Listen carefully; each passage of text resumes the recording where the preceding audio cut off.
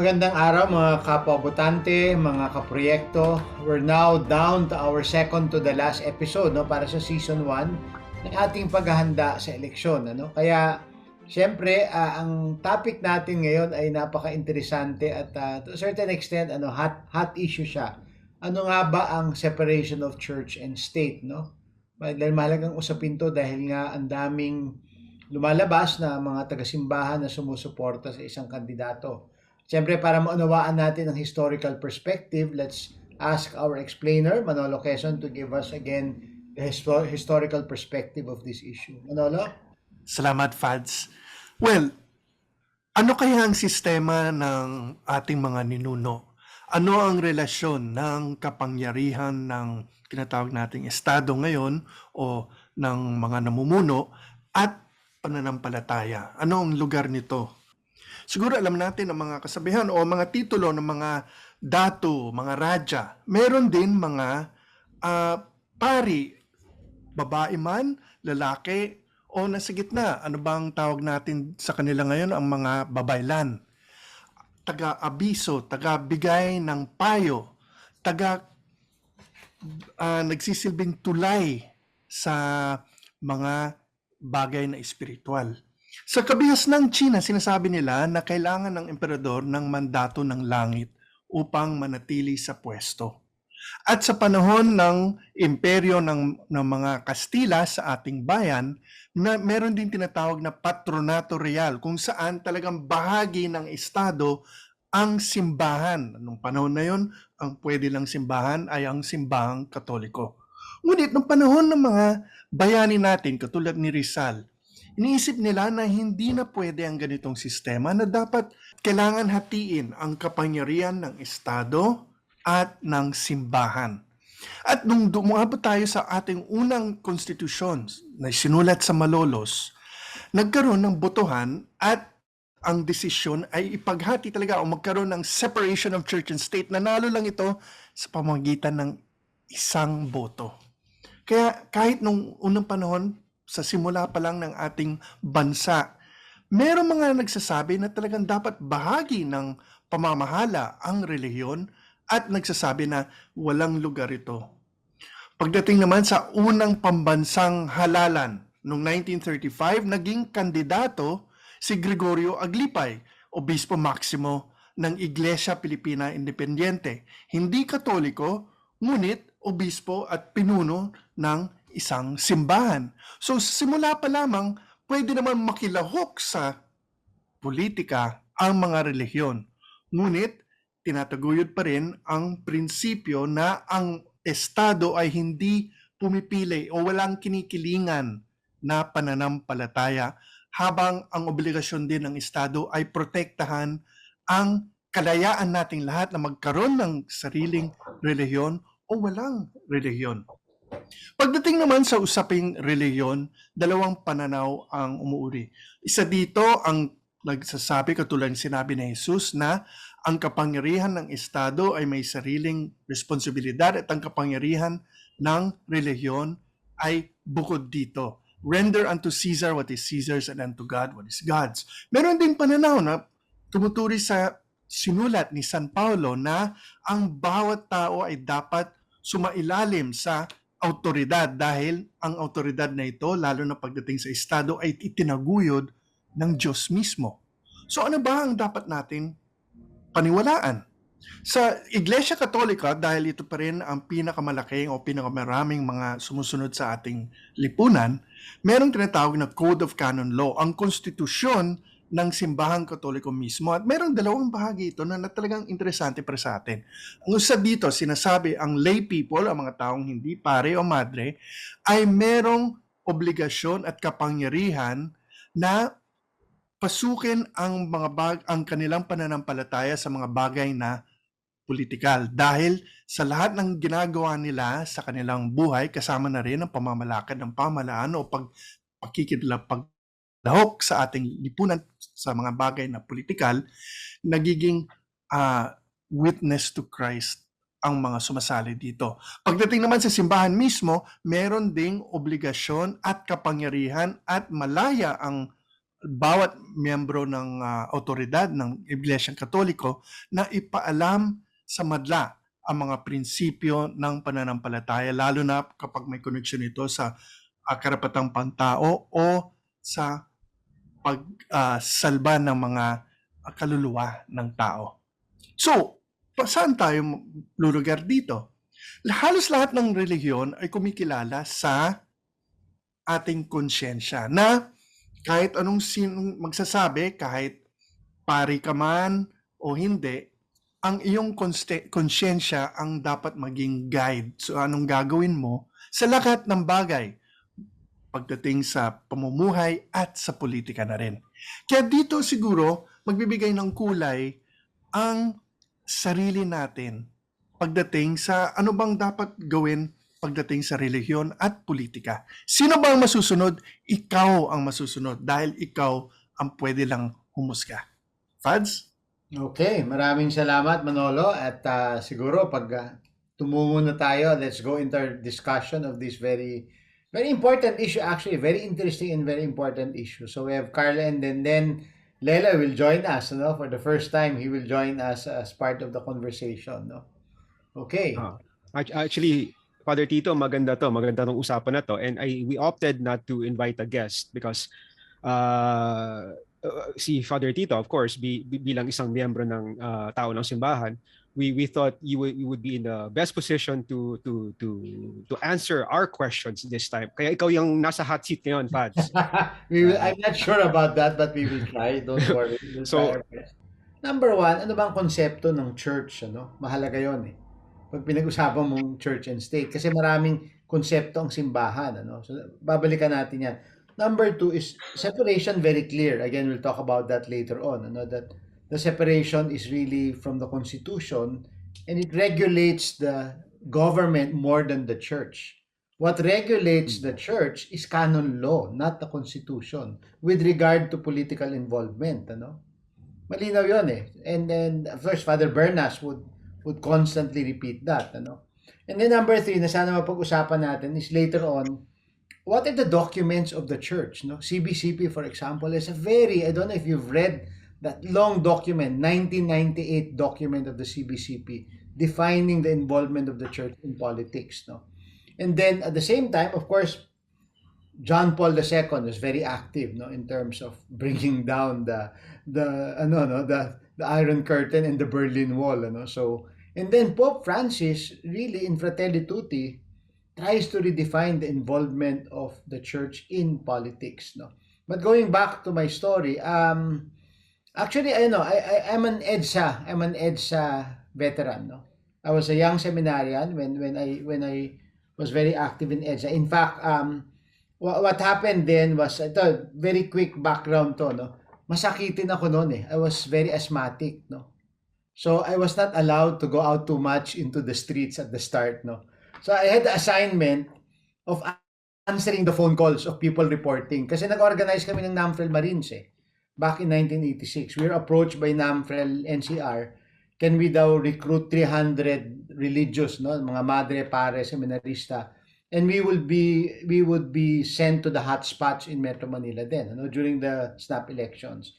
We ended up with over 800 volunteers from Metro Manila. And since I was a former teacher, I was in charge of the one whole day training, poll watching, etc., what to do in case of emergency.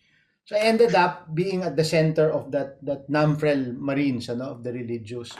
And I was manning Loyola House, They would report. Walang cellphone noon. Walang cellphone, remember? Walkie-talkie ang ginagamit namin. And people would call yung sa telepono sa tindahan, di ba? Oh, ito nang nangyayari. Kasi after the precinct level, lumabas naman, kailangan pala magbantay sa mga munisipyo. Sabi pa namin sa training, basta pag nahatid nyo na yung ballot box, uwian na kayo, tulog na kayo. No, but that dragged on, for 1 week, no. But for me, that was preparation for EDSA. So during that 1 week, ako yung nagmo-monitor ng parang command center in Loyola House. I was there. I had student volunteers from the college, my former students in high school before I entered the seminary. And so eventually, we were the ones actually who were deploying all of this. Nakikita niyo yung picture, mga madre, pare, seminarista sa EDSA. Kami yung nagdi-deploy noon. So people would call us kung saan mahina, etc., etc. So, and then the nakakatawa kasi seminaries and then religious houses would call us, oh, we have 8 nuns ready to go. So pasusundo namin yan. So ganun, that was our role, ano. And then eventually, of course, when after that, we evolved into simbahang lingkod ng bayan, no, which is still alive up to now, no. And that was a very it's a very big organization. We had over 100 communities as members of that group, and it was very active, no, very very active. And even then, it was very clear that EDSA needed to bring in the marginalized, yung nasa laylayan. Very clear at the start. And Jack Carroll was my big mentor when it came to that. Jack Carroll kept on reminding me. I was going around actually Mindanao, Visayas, Luzon, all over, giving one-day workshops and telling people we need to bring EDSA down to the grassroots, yun yung famous term nun, grassroots, hindi pa uso yung laylayan, no. But after that, we were asked to help in the ratification of the Constitution. So we did the voters education, no, of the Constitution. And then after that, pinatulong naman kami sa election, and we never got back to doing that one-day workshop on national reconstruction. That was the term that we used. We just really aimed at bringing the grassroots into the fruits of EDSA, no, so to speak, no.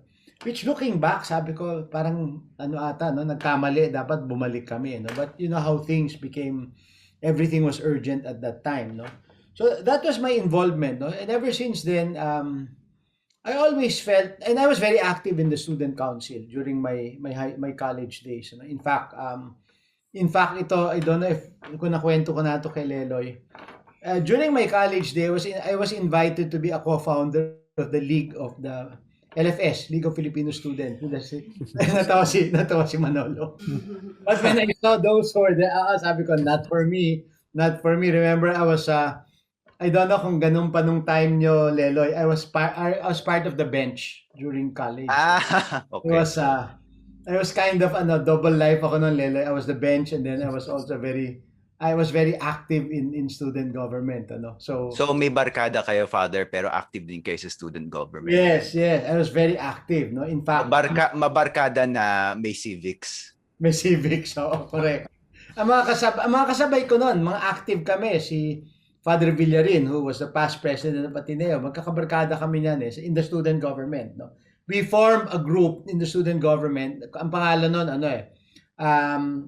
meron kasing Council of Activities. Ang grupo naman namin was SOA, Socially Oriented Activities, no. So, and we were very active then. In fact, some of us nakulong when there was a rise in activism during our college days. I think we were second year college. Some of our classmates nakulong, and that was my involvement, no? And ever since then, I always felt EDSA is an unfulfilled event, no. In fact, now looking back, what should have been better than EDSA was the tagumpay ng bayan movement of the late President Cory, no. Yung civil disobedience. Civil disobedience. I thought that if we went that way, posibleng mas may challenges, but I think the change would have been deeper. At saka talagang nasama ang Para sa mga hindi nakakatanda, that was a time na nanawagan si Cory na i-boycott ang mga kumpanya na may-ari yung mga crony ni Marcos. Companies, no? So that required giving up beer, ice cream. Yeah, and not buying certain newspapers, di ba? Si Nick Joaquin, our favorite national artist, stopped drinking his favorite beer during this period. Napakasakit para sa kanya. Oo, correct, di ba? And when that movement was launched, the Tagumpay ng Bayan rally, there's over 1 million people in Luneta. And then when EDSA broke out, Cory was in Cebu launching it also. Looking back, baka that would have been a better route. But of course, Tapos na Pero yun, di ba? actually, that's my question, Father Tito. Kasi for better or for worse, yung simbahan, na-associate siya with the EDSA narrative. So Correct. after EDSA, for example, nagpatayo ng shrine ng Catholic Church, yung Correct. EDSA shrine. So parang in a way, claim yung legacy ng EDSA. It was a miracle from Mother Mary. It's a kind of Marian intervention. So kung ano yung benefits ng EDSA na associate with the Catholic Church, pero kung ano yung perceived negative effects ng EDSA, medyo na-associate din with the Catholic Church.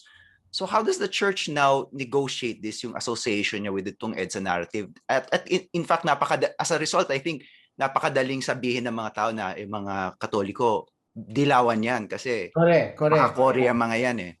Correct. Yeah. And I think it did not help any that even the so-called EDSA 2 was also very much backed by the church, no? Mm. Of course, you have that you have that picture, no, with si Justice Davide ba yun? And then PMA taking her oath, and in the middle was Cardinal Sin, complete with his red cape, ano? So it didn't help any. It didn't help any, no. In fact, one of the questions that I have, and I think some church people share my sentiments, di ba?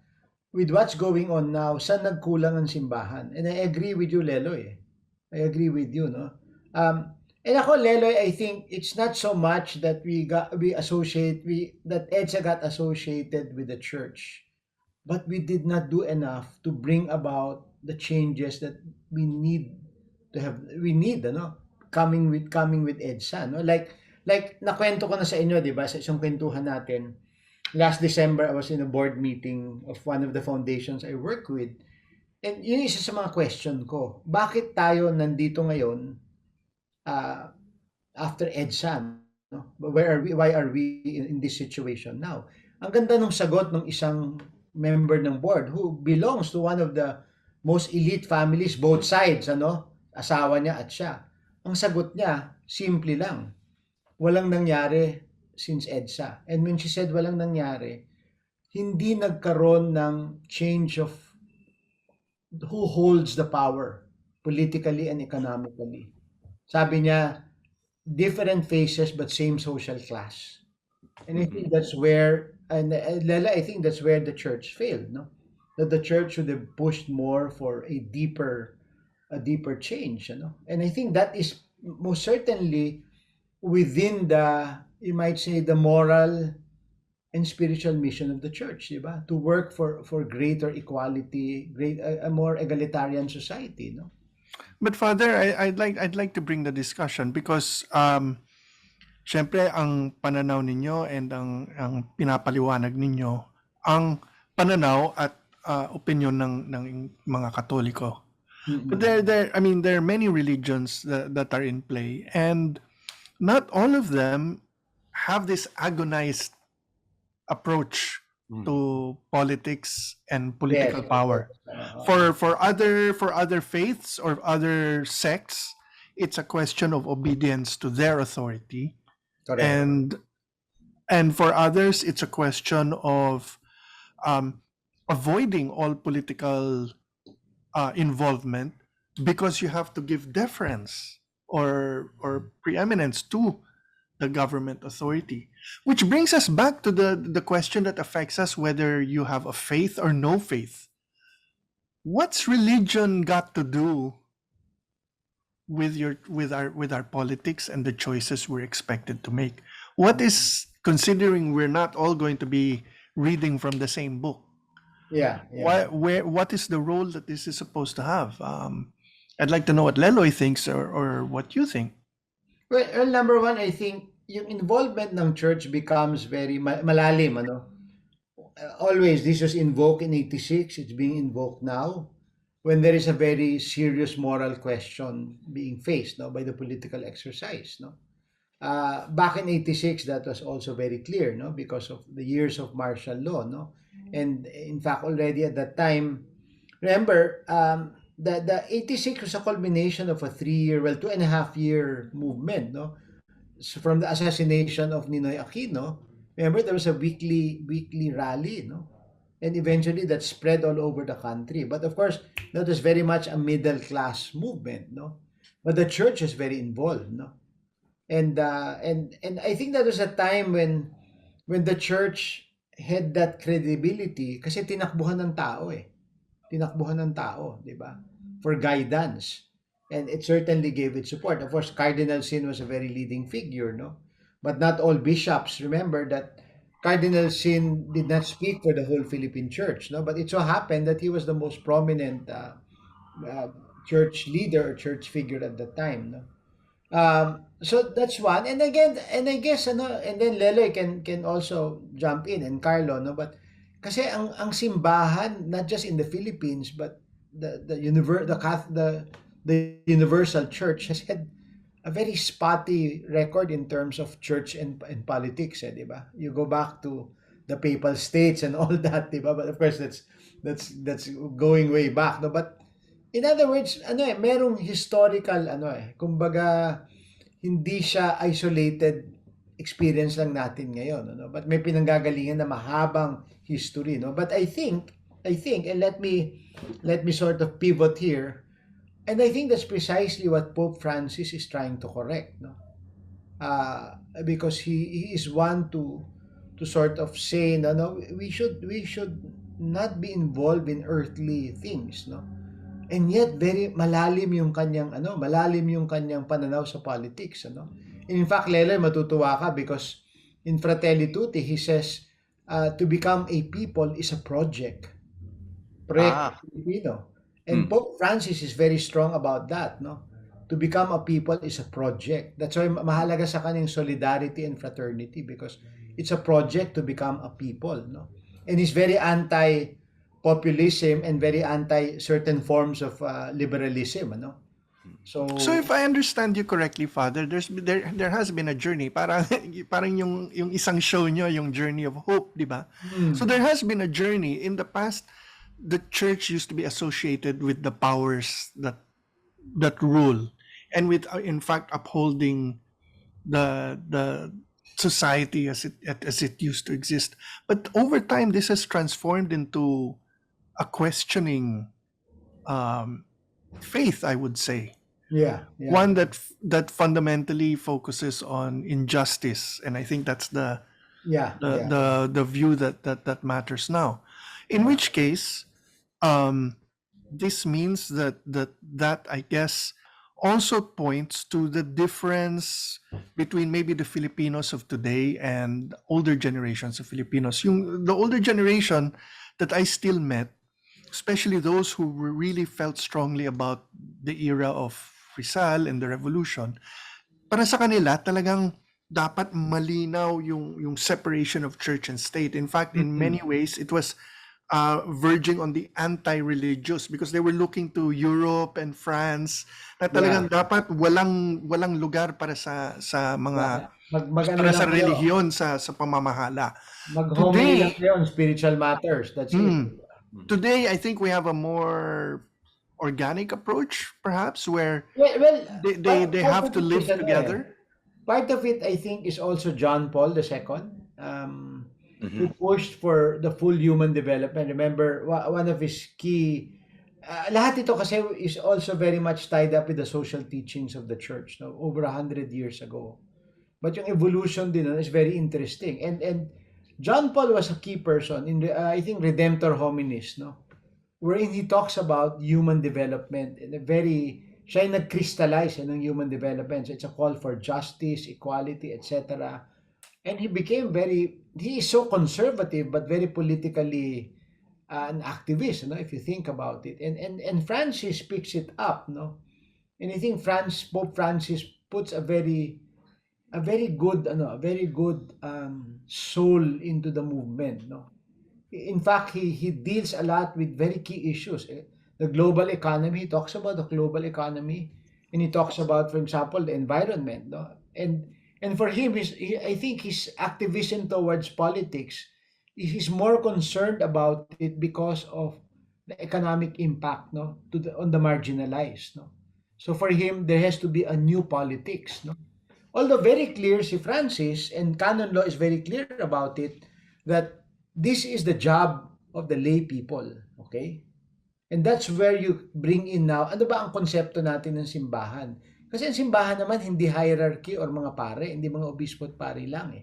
But the lay, in fact, both in the CBCP documents and in the documents of the Universal Church, very clear yan. Catholics should be active in politics and lay people have a mission to participate in politics. And the hierarchy and the clergy, the religious, have the obligation to guide the lay people. Let me Lalo na- just interrupt for the non-Catholics or yung mga Katoliko na hindi masyado nagpay attention sa Christian living. Yung CBCP is the association ng lahat ng mga obispo. Correct. And then it works by grupo sila, by consensus. So Yeah. walang nagmamando doon, di ba? Talagang they have to sit Wala. together. Ah. Okay. But when it comes to what we call the Universal Church, which means yung Catholic Church, meron ding parang group thinking there, which is the bishops of the world Yes. in synods and things like that. But also the Pope has a preeminent position when Correct. speaking of faith and morals. Ganon, no? Just to clarify. Just to clarify. Okay, so yung mga CBCP documents, ibig sabihin ito yung parang utos ba ito ng mga obispo sa mga Katoliko o ano yan? payo? It's more of exhortation. That's the term that is used, 'di ba? Parang in fact, for example, for me try to look at this. It's an September 16, 1998 pastoral exhortation on Philippine politics. Very thorough. It's a 21-page document that defines the involvement of the church. No? And then, interestingly enough, right before the elections of that year, they came out with a pastoral letter also entitled Tagubilin Pastoral para sa Halalan 1998. Ano? And this is always a product of consensus ng CBCP. Like, if you remember last February 25, naglabas din sila ng pastoral letter on the elections. That has the stamp, no, the approval of the body, no, together, and it's signed by But the gabay ito, hindi ito utos. Hindi utos, gabay siya. It's Okay. always Okay. that's why it's a pastoral it's a pastoral advice, pastoral exhortation, no.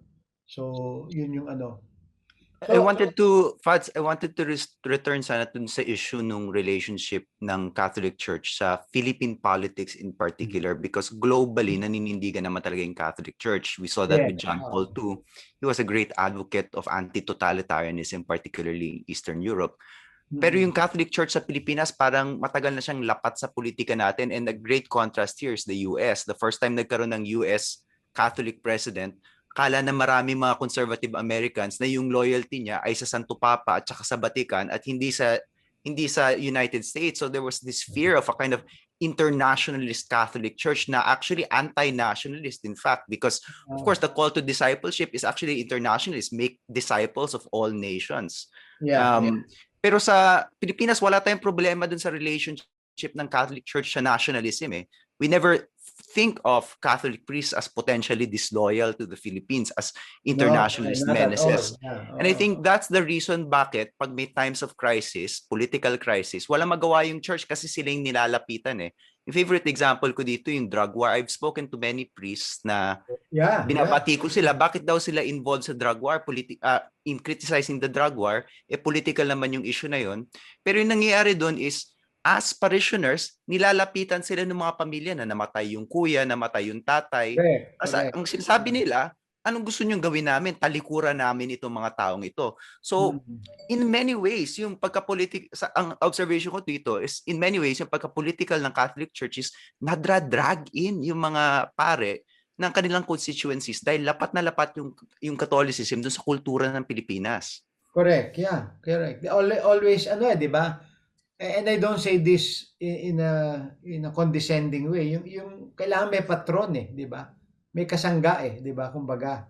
And I agree with you. Perfect example, Lelo, yung drug war Kasi pag tiningnan mo, ang daming mga pamilya na nawalan ng tatay o kapatid na talagang sa simbahan ng nakakiling, And also, remember, even a lot of the rehabilitation centers are put up together with the local government unit and the local church, That's and we need to remember also, this is very important, When you say church, actually there are 85 dioceses in the Philippines. And each diocese is independent of the other diocese, ano? Meron siyang sariling obispo na talagang is responsible for his diocese, no? So hindi yan walang isang kahit presidente ka ng CBCP, wala kang say do sa mga ibang diocese, no? You can lead the conference, but in terms of running a diocese, talagang ano yun, very localized, ano? Pero tama yung point mo, Leloy, is talagang akmang-akma yung trabaho ng simbahan and the political issues that are coming to the surface, ano? And I think and for me this is unprecedented what's going on now in these elections, wherein you have priests and even bishops coming out endorsing a candidate. And I think, when you take a look at all of these groups now, mga pare, mga madre, mga seminarista, a lot of them would always cite one thing, discernment. Discernment, di ba? Palagi yan, maririnig mo yan. That's almost like a buzzword now, which I think is true because I've seen it in my own diocese. I've seen it in the different groups of priests that I work with. And I think in the end, I think the way the church, and especially the church people, na mga pare, no, and even the lay sees it now, that these elections involves a very serious moral issue, no? And let me just, this was our topic, I think, last week, yung fake news. I think that is one of the things that is alarming the church, no? The whole, you might say, role of fake news in these elections, no? I think for me, and I myself am very worried about that because sabi nga ni Carlo, I am both a priest and an educator. Tayo mga educators tayong lahat. Aren't you worried as a teacher about fake news? Kung ano yung paniniwalaan ng mga estudyante natin, di ba? So Other gusto yes, kong Carlo. balikan yung sinabi ni Manolo. What does religion have to do with this? And immediately I was reminded of something I learned as a grade school student because I studied in a Catholic international school in Japan where you can't teach Catholic teachings. So marami kasi kami mga religion doon eh. So ang tinatawag namin dun sa klase na yun, I was grade 5, values education. And Yeah. our teacher, who was a Catholic lady from Ireland, told us you have to look at religion. There's a mountain, and on top of the mountain is what you call the capital T, the truth. And the way she explained it stayed with me. Na papunta sa taas ng bundok, where the capital T is waiting, maraming mga path papunta ron, and ang path na to ay mga iba-ibang religion, whether it's Islam, Christianity or Buddhism. Lahat tayo pinupunta, hinahanap natin yung truth. And this has stayed with me. And now when I was studying Philippine history, I was reminded of that because yung context na mag-shift to yung truth, gawin nating social justice. Because ito ang matagal lang hinahanap sa Pilipinas. And itong social justice na to, itong issue na to was the burning issue during my father's time, which was during the 60s. Ang panahon din ng parents natin, Leloy, no? My dad was a few years before the first quarter storm. But ang burning issue of the day for them was social justice. And at that time, ang medyo sikat nun yung rise ng KM, yung the left-leaning organizations, yung mga medyo radical. Pero marami sa mga estudyante at that time or who were politicized students were looking for a different path. Eka nga, sabi ko, papunta sa mountain. And one of the path that they rediscovered was yung social teachings ng simbahan. So yung dad ko noon was working Correct, with the Federation of Free Farmers and yung youth organization nila, which was the Kiro movement. And ang madalas nakasama na ron mga seminarista. So when Manolo asked me, what does religion have to do with this? When my dad started getting involved with that organization, lumabas sila sa laylayan kasi hindi sila sa urban centers, sa rural area sila. Kinakausap nila yung mga farmers. Tapos ang isang konsepto na nakita nila sa mga social teachings ng simbahan ay very radical teachings like lupa. Walang may-ari ng lupa. We are all just stewards of the land. And when they were trying to Stewardship, the explain whole this point of stewardship, Yeah. exactly. Maybe you can go into that later, Father. But when they were explaining this to the farmers, yung mga ibang kasama nila, tinatanong sila, totoo bang sinabi ng simbahan yan? Totoo bang sinabi ng Santo Papa yan?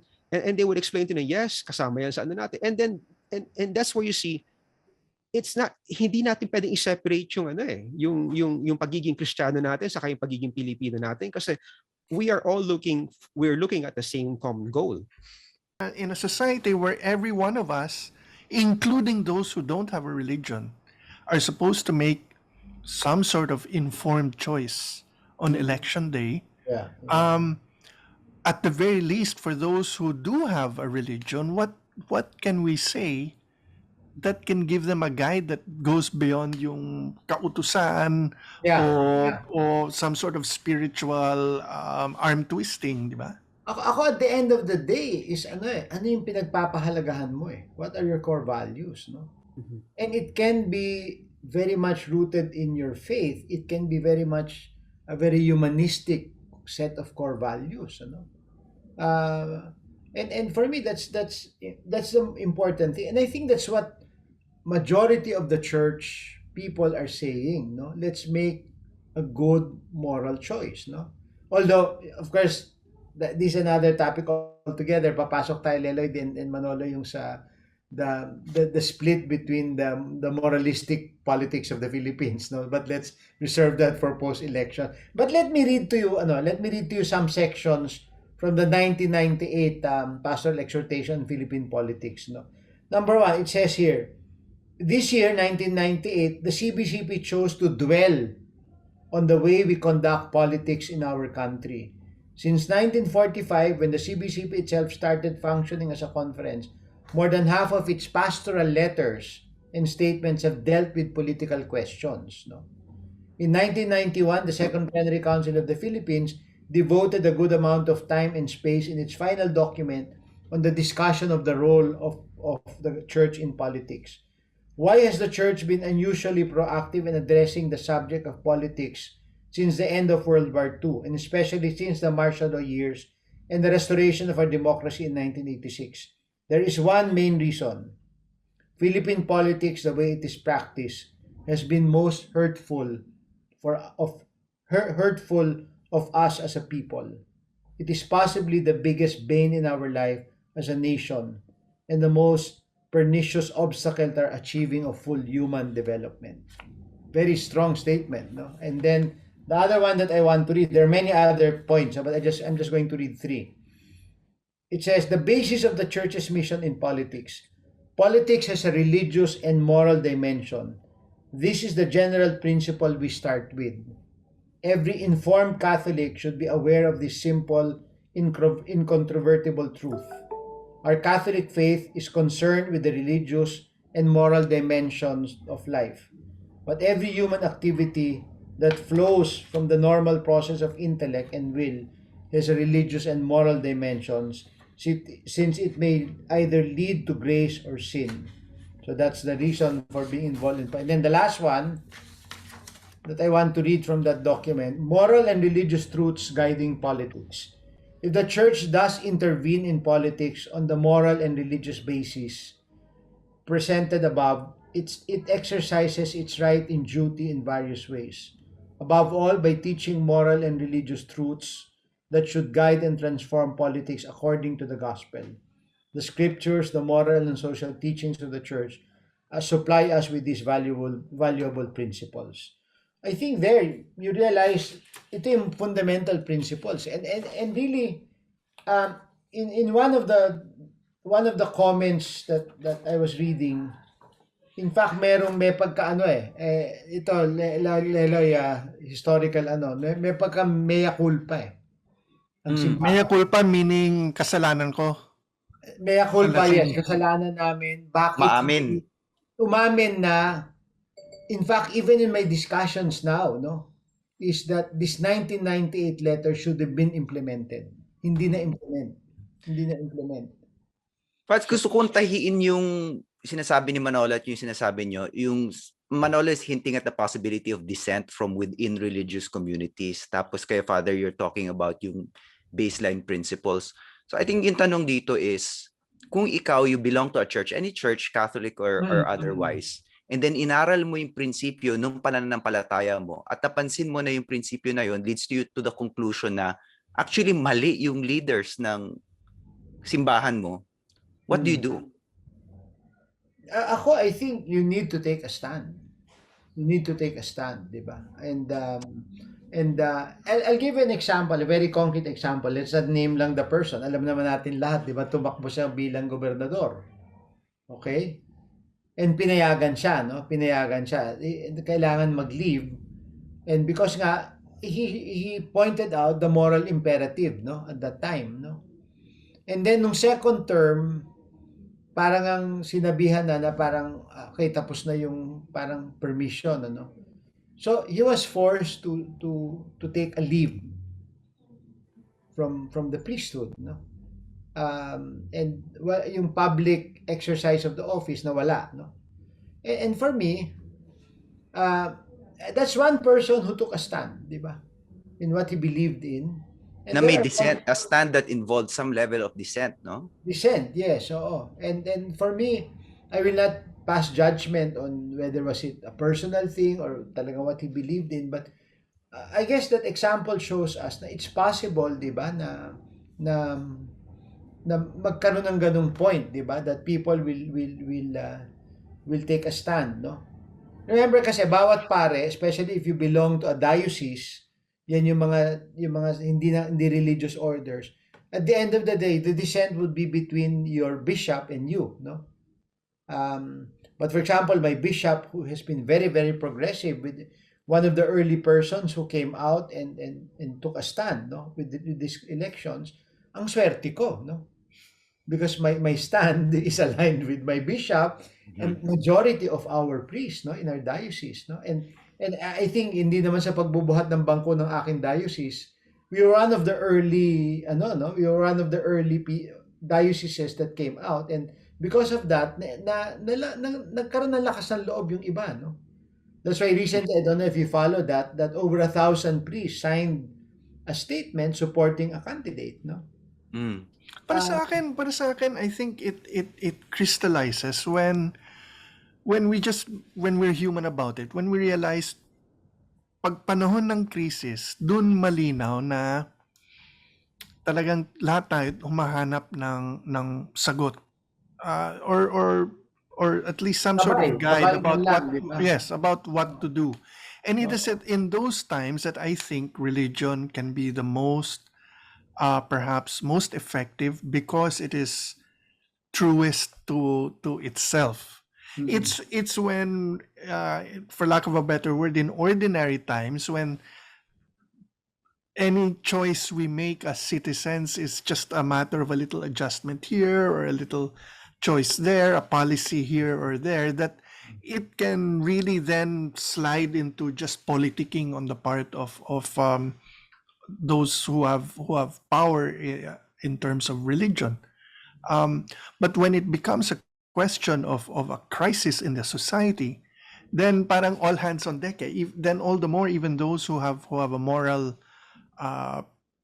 calling have an obligation to at the very least provide their point of view, and then it's up to us to decide what to do. That, in a sense, is when it can really move move a society in one direction or another. Yeah. It's when after that, yung pinag-usapan ni Leloy early in our discussion, when the church may make a difference at the moment of crisis, but in the many years that go after that, it's as much of as bystander as everyone else. Yeah, and that's what happened to us, di ba, over the last 3 decades, di ba, na we became a catalyst and in the end we took the back seat, no? So hopefully we would have learned from that, di ba? So, but I think I think really ako, when I look at it and when I made my own choice, kasi you need to bear in mind that for a certain period during this campaign period, I was very quiet because I'm supposed to do the post-election accountability program of NASA, the National Secretariat for Social Action of the CBCP. So for the Hindi longest ka time, astronaut. I thought, no, hindi yung NASA, iba yun, ibang NASA yun. Ito double S ang NASA nito. For the longest time, I was trying to keep neutral because I said, baka mawalan ako ng credibility in terms of doing post-election. But at a certain point, ang feeling ko lang, there was a moral imperative for me to make a very clear choice. No? okay, I'm gonna put Leloy on the spot here. So, where is neutrality for anyone, whether you're an academician, whether you're a writer, whether you're a priest, whether you're a citizen? Where does someone have to shoot their mouth off? Siguro it's also contextual, Manolo, in the same way that I'm very partisan, and in certain venues, lumalabas talaga yung pagka-partisan ko, malinaw kung sino yung gusto kong iboto, pero hindi ko gagawin sa classroom where I'm talking about Philippine history. I think that's quite similar also for a priest, si Father Tito. I'm sure Father Tito is also very partisan in certain respects, pero pag nag-homily si Father Tito, hindi niya pag-uusapan yung I avoid kanyang kandidato. Pero so it's about hats, pero fundamentally kahit nagbabago tayo ng hat na sinusuot natin, tao pa rin tayo at meron tayong mga paninindigan at mga paniniwala.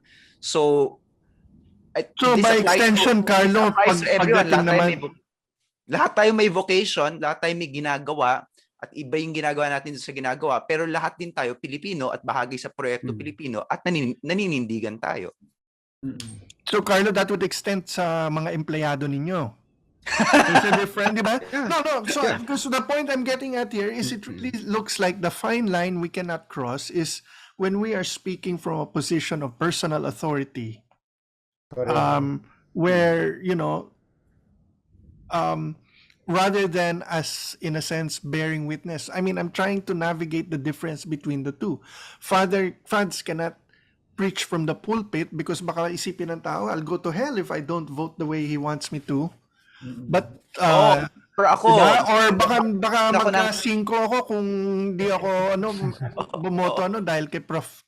Claudio, di ba? So, si Carlo naman, wala akong promotion kay Carlo because kung di ako, di ba? Kung di kukunin yung sample ballot. So where is this line that is mahirap kasi maraming overlap eh. And like we tend to forget the religion usually deals in the realm of morals, but the whole concept of nationhood is moral as well. Hindi lang and going backtrack tayo, when you the first concept of Filipino nationhood wasn't necessarily just political, it was a moral concept as well. So ang hirap magkaroon ng ng mga linya eh. Anong pagkakaiba ng moralidad sa sibika? Kung si Aristotle ang tatanungin, wala. Kasi sabi ni Aristotle ay ang moralidad or ang etika ay nabubuhay dahil tayo ay tumitira kasama ng mga ibang tao. At ano ang tao? Ang tao ay political na animal. So political animal, political na hayop. So if we're not living together, there's no ethics, and living together is politics. So pareho lang yun for Aristotle. And because meron nga si Thomas Aquinas picked up on a lot of the thinking of Aristotle, in many ways yung thinking na yun is part of the Catholic Church tradition. Yeah, very strongly. But that's why it's something that's been troubling me, especially when minention ni Manolo kanina na lalo na yung mga older generations, malaki yung distinction between yung separation of church and state. But I don't know how it got to that point because I've always believed yung konsepto ng Filipino nationhood was based on a moral concept as well. And lately, mas troubling sa akin, Manolo, Leloy, saka Father Tito, because one example that I saw that was very troubling to me. Hindi natin pwedeng banggitin yung pangalan kasi tumatakbo siya ngayong bilang isang senator, but this particular politician was how do you say it? there was a character assassination on this politician's character, where she was dragged into what do you call those, sa Congress, sa Senate, looking at her character, showing sex tapes of her life. And when this issue exploded, maraming nagalit. Kasi nga sinasabi, that's unchristian, that's unethical. Pero not once did I see na nagsabi, that's un-Filipino. And very troubling sa akin yun, kasi ba't natin dinidistinguish yung pagiging Kristiyano sa but may separation tayo between being a Filipino and being a Christian. Diba? Sa akin, unang inisip ko, un-Filipino dapat nang tinatawag natin yan eh. Kasi we're looking at character assassination, but not once did I see that. And that's something that's very troubling to me. And I hope we correct this yung pagtanaw sa ating politika. Kasi maganda yung sinabi mo, Father Tito, off air one time eh. Iba yung pagiging partisan at pagiging political. There's a difference there, and I think people are blurring the lines. Yeah. Well, so how would you define the difference? Well, let's say, being political, for example, ang simbahan merong role sa pagiging political, no? And remember, you talk about the lay people and you talk about the clerics, no? Sasama ko na yung mga obispo dyan at religious, no? As I said, di ba, even Pope Francis is saying, tayong mga Katoliko must be actively involved, especially the lay, no? And then the pare, the obispo, the religious must journey, no? I wouldn't say guide them, but must journey with them in terms of the moral aspects of the building that kind of society, no? And I guess that's very distinguished, di ba, na in that sense, ako, when I guide people to be involved politically, that's being political. But I will not dictate to them, di ba? Dapat itong sundin nyo. But, I'll give an example. There's a Pero group, kung nagtanong, Father, sasagutin nyo naman, di ba? ha? Kung magtatanong, sasagutin ko, oo. But, for example, Leloy, now I'm supporting a group that's campaigning for a president. But I never put that in my homilies. I make that distinction eh. Although I'm being accused of being political in my homily, sabi ko, di ba, parang, pero iniisip ko, sabi ko gano'n, tama pala yung choice ko kasi yung pinag-uusapan ko sa homily ko, what are the moral considerations, no? Given what's going on. If they interpret that to be supporting this candidate, ay tama pala yung choice ko dahil yung candidate ko would fit into my moral compass, di ba? You know what I'm saying? Mm-hmm. Na I'm giving a moral compass in my work as a priest, especially in giving homilies, saying mass. But at the same time, I'm not pushing a candidate. Now, will you consider me partisan if I say I believe in EDSA, the promise of EDSA, which is what? Equality, a more egalitarian society. And for Democracy. me, that's above partisan politics. That's above partisan politics. And this is also where I draw the line, no? To call someone a dictator is not partisan politics. It's a historical fact. Yes. It's a historical fact. Let's not try to tiptoe around the historical fact, no? That's not a partisan statement. That's a historical statement that I'm making, no? As a Filipino, as an educator, as a priest. It's a historical fact that Ferdinand Marcos Sr. was a dictator. Pinadlock niya yung kongreso eh. Oo, di ba? And so, yun yung malinaw doon, di ba, na and I think that's where the difficulty lies, di ba? Okay, closing statements, no? I hope, ako yung closing statement ko, I hope yung mga nanonood sa atin at nakikinig, hindi mas nalito after the conversation. My closing statement is I think it became clearer because katulad na nga sinabi ninyo at ni Leloy, bahagi ng buhay nating lahat ang politika. Correct. Hindi lang bilang Pilipino, bilang tao. And because of that, we have to bring our own particular point of view and experience to the political choices we make. And that includes your education, your background, your faith. Yeah. And if it's done with respect for others and as an exercise of the group, it will probably be healthier because it's more honest than if it's done as a question of discipline, obedience, and authority. I think that is in so many things in life, that is the difference that separates self-interest from the common good. Thank you, Manolo. Carlo, Leloy, you want to? Well, like I Carlo? said like I said earlier, there's a lot of overlaps, and as citizens, as Filipino citizens, we all wear many hats, no?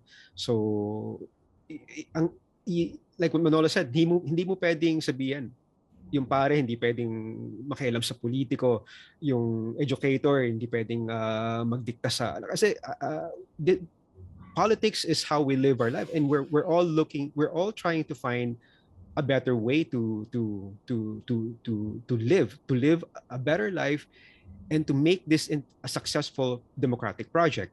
And if we want this project, yung Proyekto Pilipino to be successful, saan tayo humuhugot nung inspiration? Di ba dun din sa sa morals, sa ating morals, ethics, and where did we first learn this? Through our various faiths. So for me, it's hard to separate that. Thank you. Yung bilang isang bahagi ng Proyekto Pilipino, marami kang you bring a lot of things to the table. Sa akin, for example, the many things I bring to the table is yung agnostic spirituality ng grandparents ko who actually believed in morals and spirituality despite not being sure kung meron Diyos o hindi. Dinadala ko rin yung Catholic spirituality ng other side naman, yung intensely Catholic side ng pamilya ko. And many of us, when we engage in politics, whether we like it or not, dala-dala natin yun because we're products of our own histories. Mm-hmm. So I think that's the way you deal with Catholicism in the Philippines. It's part of our history, hindi siya maiwasan. Religion is part of our history, hindi siya maiwasan. And we can try to draw arbitrary lines, and we do because we need to. But ultimately, at the end of the day, we bring our history as individuals and as Filipinos to the table. And that's very important, and that's something to celebrate. Okay, maraming salamat, and I hope that's been a helpful discussion, no, and reflection on well, it started with separation of church and state, no, but now I think it really evolved into what is our political role, no, as believers, whatever church we belong to, whatever faith we have. Ano ba ang role ng ating pananampalataya at ang ating moralidad, in terms of our taking part in this political exercise. So mga kaproyekto, mga kapabotante, we're down to our last week, and hopefully everything we've discussed during these last weeks will help you make a better choice, no? So magkikita ho tayo one more episode before the elections, which will end our season 1, and then in season 2 mas maganda ho ang discussion natin kasi wala na tayong political censorship next season. But please join us in our final episode for this season 1. Kasado na lahat what will happen on election day and the days after. So ito po si Father Tito Caluag. Salamat kay Manolo, kay Leloy at kay Carlo. This is Proyekto Pilipino. Marami pong salamat.